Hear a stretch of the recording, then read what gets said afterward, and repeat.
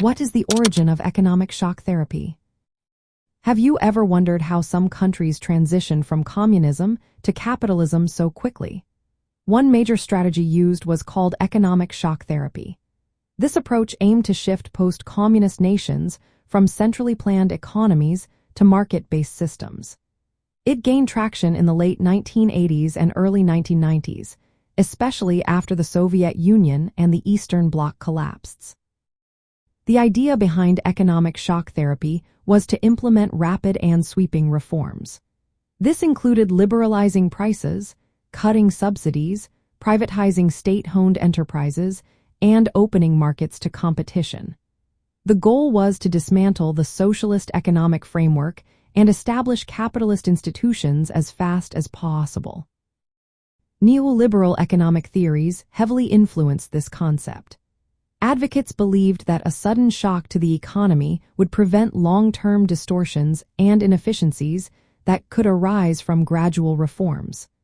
They thought that a swift transition would help avoid economic stagnation and political pushback that might come with a slower approach. In practice, shock therapy was first widely applied in countries like Poland and Russia. In Russia, this policy was put into action in the early 1990s. Economists believed that rapid privatization and price liberalization would quickly create a functioning market economy. However, the results were harsh for many citizens. The immediate removal of price controls led to hyperinflation, which wiped out savings that people had built up during the socialist era. The sudden opening to global markets and the dismantling of social safety nets resulted in a sharp increase in poverty and inequality. Economic output fell dramatically, and corruption surged as wealth became concentrated among a few elites who acquired state assets under unclear conditions.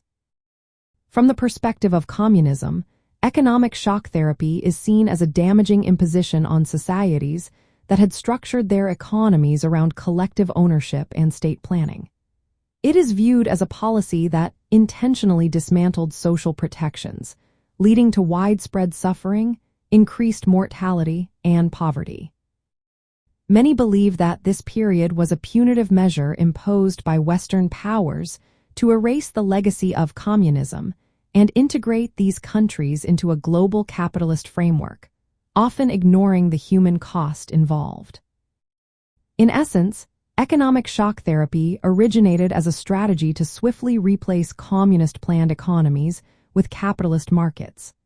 While it aimed to create efficient market systems quickly, its implementation in post-communist states like Russia resulted in severe social and economic challenges.